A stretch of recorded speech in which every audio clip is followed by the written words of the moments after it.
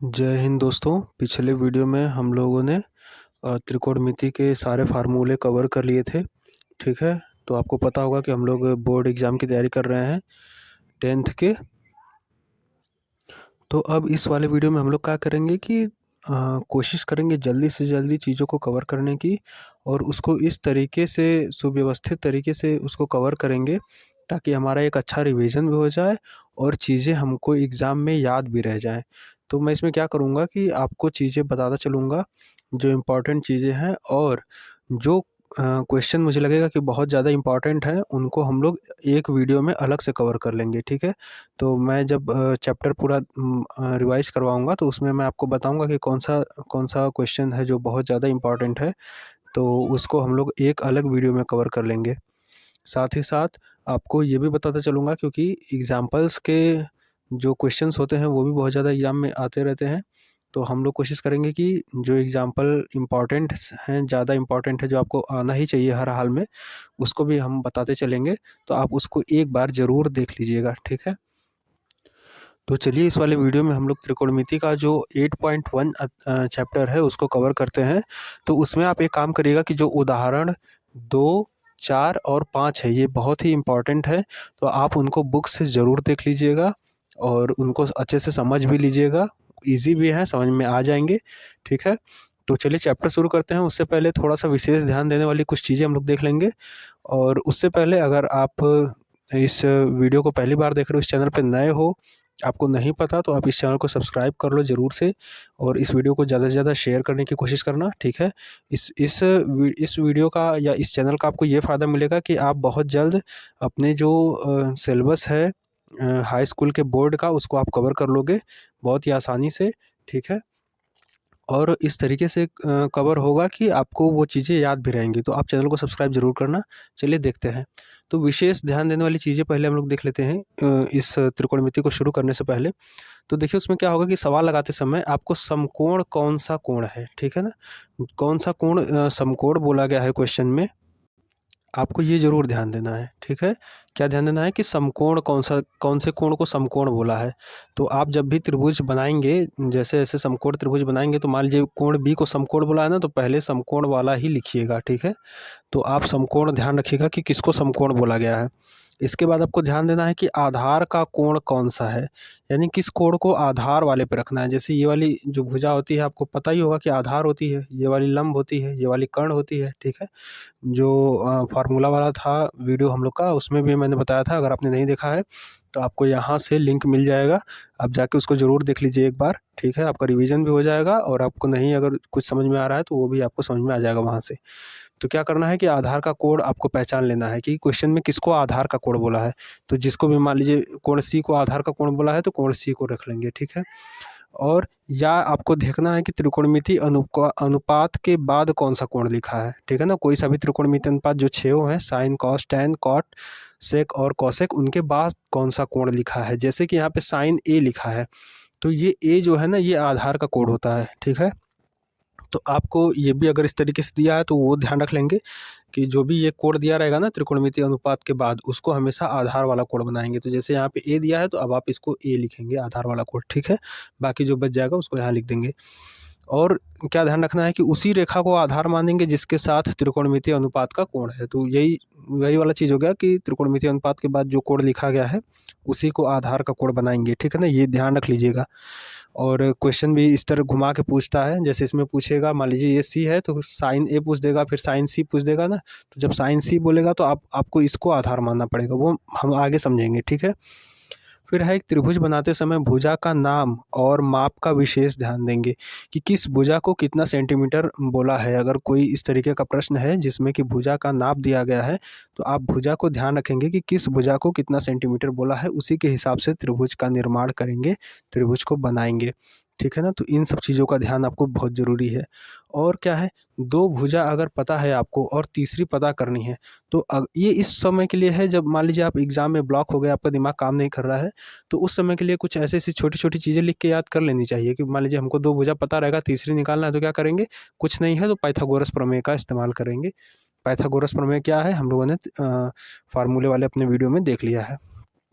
और अगर कहीं पे हर नहीं लिखा है तो उसको 1 मानेंगे। ये देखने में बहुत छोटा है लेकिन यकीन मानिए दोस्तों बहुत फँसाता है। जैसे मान लीजिए अगर आपको लिख दिया साइन ए बराबर 1 लिख मान लीजिए ऐसे 1 लिख दिया। अब आपको त्रिभुज बनाना है तो ब्लॉक हो जाता है दिमाग कि अब तो ये तो 1 लिखा है, अब क्या करें? ठीक है ना? तो इसलिए ये लिखना ज़रूरी हो गया मुझे कि अगर आपको कुछ नहीं दिया है तो आप हर हमेशा 1 मान लेंगे और उसके बाद त्रिभुज का बना लेंगे आप। ठीक है? तो इतनी सारी चीज़ें हो गई ध्यान देने वाली। अब हम लोग आगे बढ़ते हैं चैप्टर की तरफ अपने। और हाँ दोस्तों, एक बात और, आप इन सब चीज़ों को एक जगह कहीं लिख लेना, ठीक है ना? एग्ज़ाम से पहले तो हमको लगता है कि सारी चीज़ें हमको दिमाग में आते जा रही है, लेकिन एग्ज़ाम के टाइम जब आपको बहुत परेशानी होती है तो उस समय ये छोटी-छोटी चीज़ें ना आपको कॉन्फिडेंस देती हैं। तो इनको ज़रूर कहीं न कहीं लिख लीजिएगा।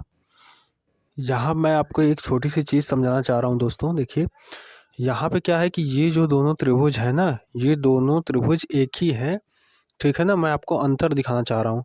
जैसे ये जो है देखिए ए बी बराबर 1 है, इसमें भी ए बी बराबर 1 है, ठीक है?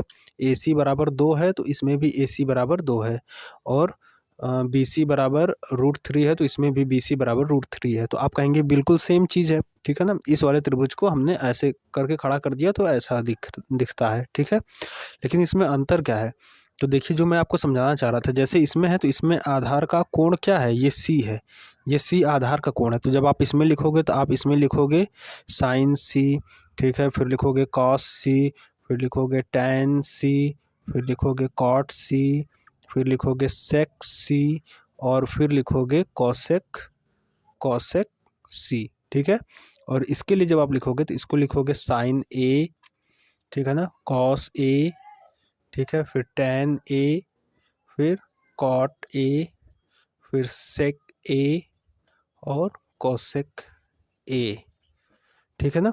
तो आप देखेंगे कि जब आप इन इन सब का जो 6 इधर हैं और 6 इधर हैं, जब आप इनका मान लिखेंगे ना तो उसमें अंतर आएगा, ठीक है? आप एक आध का लिख के देख भी सकते हैं। जैसे साइन सी का कितना हो जाएगा 1/2 और यहाँ पे साइन ए का कितना हो जाएगा √3/2। तो ये आप ध्यान रखिएगा, जो मैं बोलना चाह रहा था कि जो आधार का कोण होता है, जो आधार वाला कोड होता है ना वो, तो आप क्या करिएगा कि मैंने पहले भी बोला है कि बोर्ड एग्जाम में बहुत टाइम होता है। जैसे आपको अगर ऐसा दिया है, मान लीजिए कि आपको ये वाला त्रिभुज ही दिया है, ये त्रिभुज मान लीजिए नहीं दिया है, ठीक है ना? ये त्रिभुज नहीं दिया है, सिर्फ ये वाला त्रिभुज दिया है और बोल दिया कि साइन सी और साइन ए का मान बताइए, ठीक है? या साइन सी कॉस ए का मान बताइए। तो आप कॉस ए करने के लिए आप पहले देख लीजिएगा कि यहाँ पे आधार का कोड कितना है। यहाँ पे सी है तो इस वाले में तो चल जाएगा, लेकिन यहाँ पे ए बोल दिया, तो ए बोल दिया तो आप क्या करिएगा कि ऐसा फिगर बना लीजिएगा। अगर आपको दिक्कत होती है त्रिकोणमिति में तो आप ज़रूर ऐसा फिगर बना लीजिएगा, बहुत टाइम नहीं लगेगा, लेकिन आपका क्वेश्चन सही हो जाएगा, ठीक है ना? और ऐसे एक अंदाज़ा पे करने पे क्वेश्चन गलत अगर हो सकता है, मतलब क्वेश्चन गलत होने के चांसेस ज़्यादा बढ़ जाते हैं, तो ऐसी गलती मत करिएगा, टाइम खूब होता है। आप इस त्रिभुज को इस तरह बनाने में आपको मुश्किल से 10 सेकंड लगेंगे, ठीक है? 10 या 15 सेकंड लगेंगे, उससे आपका कुछ नहीं होगा, आपका क्वेश्चन सही हो जाएगा। तो इस बात का आप ज़रूर ध्यान रखें। अब आप क्वेश्चन देखिए, क्वेश्चन नंबर 1, 2, 3, 4 और 5 में, ठीक है? तो क्वेश्चन नंबर 1 में क्या है, बोला है कि त्रिभुज ए बी सी जिसका कोण बी समकोण है। तो देखिए बी को समकोण बनाइएगा जब त्रिभुज बनाइएगा तो, और इसके बाद कोई सा भी जो बच गए ए और सी उनको कोई भी मान लीजिएगा, और उसके बाद ए बी बराबर 24 सेंटीमीटर और बी सी बराबर 7 सेंटीमीटर, ये दोनों दिया है। तो मैंने बताया था ना कि जब दो भुजा आपको पता हो, तीसरी पता करनी हो तो क्या करेंगे, पाइथागोरस का प्रमेय लगा लेंगे, तो तीसरी निकल गई और उसके बाद साइन ए और इस सब का मान आप आराम से निकाल सकते हैं। तो क्वेश्चन नंबर 1 ईजी है। क्वेश्चन नंबर 2 देख लीजिए, इसमें क्या किया है कि एक त्रिभुज बनाया है, देखिए। तो क्वेश्चन नंबर 2 में देखिए आपका क्या किया है कि ये वाला फिगर आपको दे रखा है, ये वाला फिगर दे रखा है, ठीक है? तो आप इसमें करेंगे क्या कि आपको tan p minus cot r बताना है ना, तो आप पहले इसका मान निकालेंगे, दो भुजा पता है, एक इसका मान निकालना है तो पाइथागोरस प्रमेय से निकालेंगे, ठीक है? फिर इसी फिगर को आप इस तरीके से भी बना सकते हैं। क्यों बनाना होगा? क्योंकि हमको tan p minus cot r निकालना है, ठीक है? तो कॉट r के लिए तो ये यूज कर लेंगे, क्योंकि कॉट के साथ r है तो आधार का कोण r है। लेकिन tan p दिया है तो tan p इसमें नहीं है, tan p यहाँ है, तो इस वाले को हम आधार बनाएंगे, ठीक है? यानी कि अब हमको त्रिभुज इस तरीके का बनाना पड़ेगा। तो इसको हम अपने से बना लेंगे और इसके बाद उसका मान निकालेंगे। तो ये एक हिंट था, आराम से आप इसकी सहायता से निकाल सकते हो, ठीक है? फिर क्वेश्चन नंबर 3 देख लेते हैं। इसको आसानी से आप कर सकते हो। साइन ए का मान दिया है तो आप आराम से त्रिभुज बना लोगे, ठीक है, जिसका लंब 3 रहेगा और कर्ण 4 रहेगा, और इसके बाद आप सबको निकाल सकते हो। उसी तरीके से चौथा सवाल जिसमें 15 cot A is equal to 8 दिया है, ठीक है ना। तो आप कुछ मत करना, जैसे 15 cot A लिखा है ना, तो 15 को पक्षांतर कर देना। जैसे यहाँ पे लिखा है 15 cot A is equal to कितना लिखा है 8, तो आप cot A की वैल्यू यहाँ से निकाल लेना। तो cot A इक्वल टू कितना हो जाएगा 8/15, और इसी के हिसाब से आप त्रिभुज बना लोगे और अपना जो भी पूछा है आपसे साइन ए और सेक ए उसको निकाल सकते हो, ठीक है। और पांचवा वाला देख लें तो सेक थीटा बराबर 13/2 लिखा है, तो अन्य सभी त्रिकोणमितीय अनुपात निकालना है। आराम से परिकलित करने का मतलब आपको निकालना है, ठीक है ना, उनका मान निकालना है, उनकी गणना करनी है, तो आप आराम से कर सकते हो, ठीक है। अब इसके बाद देखिए क्वेश्चन नंबर 6 दिया है।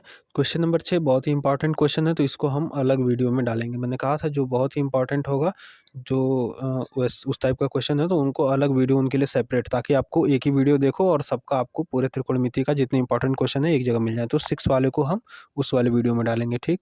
नेक्स्ट देखते हैं। अब यहाँ पे आपको 7, 8 और 9 दिख रहा है। तो 7 में क्या दिया है कि cot A की वैल्यू दे रखी है और आपको दो चीज़ों का मान बताना है। देखिए इसमें cot स्क्वायर थीटा लिखा है, ठीक है ना। आप देख रहे हैं दूसरा वाला जो है आपसे cot स्क्वायर थीटा का वैल्यू पूछा है, cot स्क्वायर थीटा। तो आई होप आपको पता होगा कि ये cot थीटा का अगर आप होल स्क्वायर करोगे तो ये cot स्क्वायर थीटा होता है, ठीक है ना।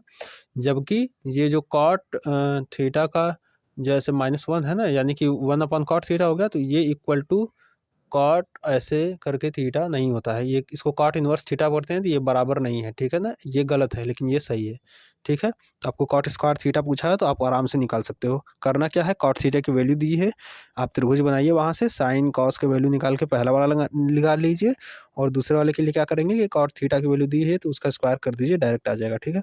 8th नंबर में देख लेते हैं। 3 cot A is equal to 4 दिया है, तो जैसे पिछला क्वेश्चन था cot इक्वल टू 4/3 हो जाएगा, और इसके बाद आप त्रिभुज बना के तीनों पहले भुजाएं निकाल लीजिएगा पाइथागोरस प्रमेय से, इसके बाद अपना क्वेश्चन सॉल्व कर लीजिएगा मान रख के, ठीक है ना।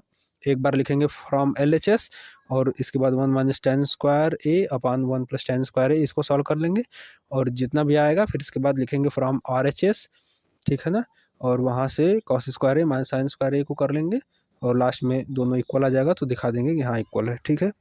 इसके बाद बढ़ते हैं 9th की तरफ। तो उसमें दिया है त्रिभुज ABC में जिसका कोण B समकोण है। देख लीजिए B समकोण बोला है, ठीक है ना, तो आप B को ही समकोण बनाएंगे, इस बात को ध्यान रखिएगा, ठीक है। फिर tan A की वैल्यू दे रखा है, तो tan A की वैल्यू 1/√3 दे रखा है, तो इसके हिसाब से आप क्या करेंगे कि एक त्रिभुज का बना लेंगे अपना, और इसके बाद जो भी वैल्यू पूछा है आप वहाँ से अपना सबकी वैल्यू निकाल लेंगे, आपका क्वेश्चन सॉल्व हो गया, ठीक।